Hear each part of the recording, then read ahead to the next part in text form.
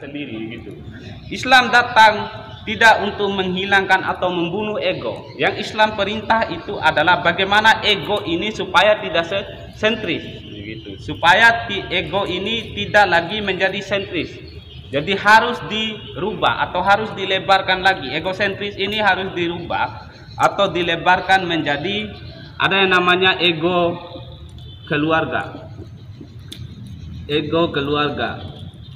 Gitu. Ego kekeluargaan gitu. Maksudnya supaya jiwa yang kerdil ini itu tidak lagi menjadi pusat perhatian, dia harus dilebarkan atau dirubah. Jadi jangan hanya dijadikan sebagai egosentris terus gitu. Anda tidak bisa menerima yang lain.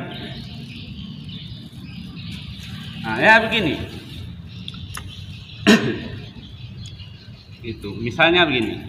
Nah, egosentris ini dia harus dirubah atau dilebarkan menjadi ego keluarga, karena egosentris ini adalah ego yang sangat berbahaya, yang membuat konflik antar individu itu terjadi. Kenapa terjadi konflik antar individu? Kenapa saling cekcok antara individu? Ini karena egosentrisnya ketemu, benturan antara egosentris sehingga menciptakan konflik individu, menciptakan permusuhan antar individu karena yang mempengaruhi dan motivasinya adalah masing-masing memiliki egosentris. Maka itu harus dihilangkan, harus dilebarkan. Maksudnya individu yang memiliki ego ini dia harus mau menerima yang lain gitu. Tidak lagi menjadikan dirinya sebagai pusat perhatian, tidak lagi menjadikan dirinya saja mau menang.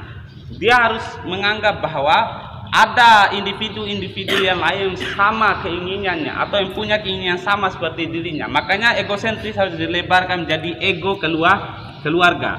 Pada ego keluarga ini muncul orang lain. Ada yang namanya orang lain. Anda secara pribadi mulai menerima orang lain. Jadi tidak lagi menganggap hanya diri Anda saja yang ada. Misalnya begini. Dalam logika cinta, kata kekasih itu, dalam logika cinta, kata kekasih itu bagi laki-laki, ini adalah hal yang paling manis gitu, hal yang indah gitu. Misalnya begini, kalau kekasih Anda bilang segera ke rumah, tidak ada motor, Anda siap jalan kaki itu, hujan ini, Anda siap basah. Nah, coba lihat. Artinya Anda tidak menjadikan diri Anda lagi sebagai egosentris. Anda menganggap bahwa Anda sudah menghilangkan diri Anda. Begitu. Anda sudah mulai menerima yang lain, itu maksudnya. Coba bayangkan kalau kekasih Anda suruh cari makanan ini, wah, Anda cari sampai dapat itu demi kekasih ini. Gitu. Kalau kasih Anda suruh, ayo ke kos dulu, atau ke rumah dulu, tidak peduli Anda tidak ada motor, Anda naik ojek atau jemput saya, Anda cari motor kiri kanan, pinjam motor demi kekasih gitu. Nah, bayangkan Anda mulai menerima yang lain gitu. Jadi pada ego keluarga Anda sudah bisa menerima yang lain. Jadi Anda tidak lagi menjadikan diri Anda sebagai pusat segala perhatian begitu maksudnya. Nah, orang-orang egosentris ini kalau dia perempuan atau laki-laki biasanya mereka akan terus jomblo ini. Ya, orang-orang jomblo ini sebenarnya orang-orang yang egosentris yang tidak mau menerima yang lain. Maunya tergantung keinginannya saja. Apa yang dia mau itu saja. Gitu. Makanya yang lain juga kadang orang-orang saya bilang begitu. Memang pada faktanya orang-orang yang tidak menerima yang lain itu orang-orang egosentris saja. Gitu. Makanya yang jomblo itu orang egosentris itu.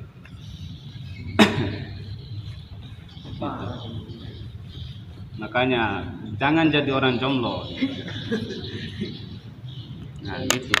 Makanya pada ego keluarga teman-teman kita mulai menerima yang lain. Jadi kita menganggap begini, pada ego keluarga ini Anda menganggap bahwa diri Anda dengan yang lain itu sama. Anda melihat yang lain itu sama dengan Anda. Anda tidak melihat bahwa yang lain harus berhikmat pada Anda, harus nurut pada Anda, harus ikuti kemauan. Tapi tidak, bahwa yang lain juga punya keinginan yang sama. Nah, ketika bertemunya laki-laki dan perempuan dalam kata kekasih, coba lihat mereka saling hilangkan ego. Makanya dalam logika cinta itu kalau sudah ketemu ini kekasih tidak ada egosentris itu. Nah, gitu. Sama-sama menganggap bahwa yang lain itu adalah sama-sama punya keinginan dengan kita, gitu.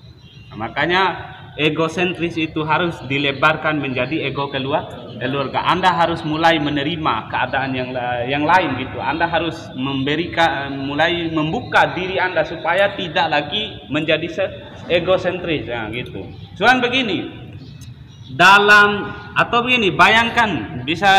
bayangkan beginilah, di ego keluarga. Oke lah, Anda sudah berkeluarga, tetapi suami dan istri ini bayangkan orangnya sama-sama egosentris. Bahaya ini. Tidak langgeng rumah tangga itu, cepat rusak. Bayangkan misal kalau istrinya egosentris, suaminya tidak egosentris. Pasti segala aktivitas suami itu mau diketahui oleh istri, dikontrol semua. Suami mau kemana, sudah makan, sudah ini, kapan pulang, semuanya akan dikontrol. Karena semuanya harus mengikuti keinginannya. Jadi orang-orang egosentris itu biasanya apa yang dia inginkan harus jadi.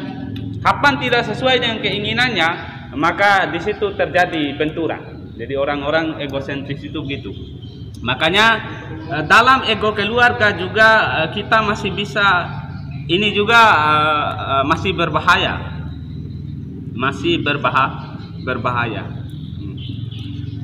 nanti saya akan jelaskan bahwa keluarga ini adalah masyarakat paling kecil.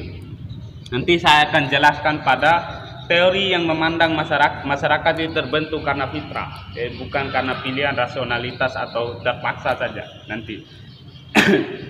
Nah, gitu. Tapi ego keluarga ini, teman-teman, itu adalah ego yang masih berbahaya. Nah, kenapa? Karena dalam ego keluarga ada beberapa keluarga.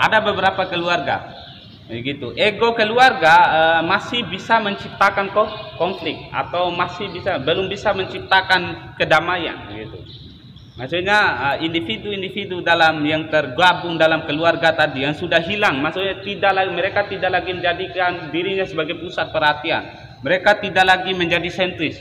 Mereka mulai menerima yang lain dan sudah bisa berkeluarga. Nah, sekarang ketika dalam keluarga ini kita harus lihat begini, bahwa dalam ego keluarga ada beberapa keluarga. Jadi bukan saja satu keluarga, banyak. Ada keluarga A, keluarga B, keluarga C, dan lain-lain lah, gitu. Nah,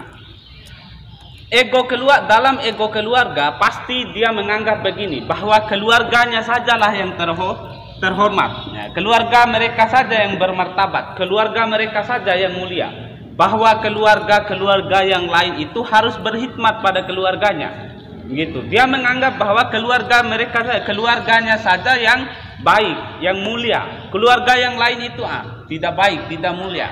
Nah, keluarga kita saja. Nah, itu kadang di kehidupan sosial kita sering melihat itu ada yang disebut ego keluarga. Saling mengangkat citra keluarganya. Nah, kalau itu terjadi benturan, misal keluarga A menganggap keluarganya saja yang paling mulia, keluarganya saja yang baik. Nah, keluarga B oleh keluarga B bagi keluarga A, dia harus berkhidmat pada keluarga saya, lebih tinggi derajat keluarga kami. Nah, ketika begitu terus terjadi itu yang namanya konflik keluarga. Ini sering. Nah, kenapa terjadi konflik keluarga? Karena dimotivasi ini ego keluarga. Keluarga kita orang-orang hebat, orang-orang kuat. Masa mau injak keluarga?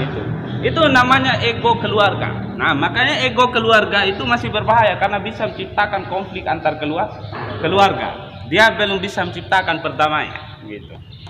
Belum bisa dia, gitu. Makanya masih bisa menciptakan yang namanya konflik keluarga. Karena masing-masing keluarga dia akan menganggap keluarganya saja yang mulia, keluarganya saja yang hebat, keluarganya saja yang kuat, keluarga yang lain tidak. Kapan keluarga yang lain tidak sesuai dengan keinginan keluarganya, maka dia akan benturan. Dia akan memaksa keluarga yang lain untuk berhikmat, gitu, untuk berhikmat pada keluarganya. Maka terjadi konflik keluarga.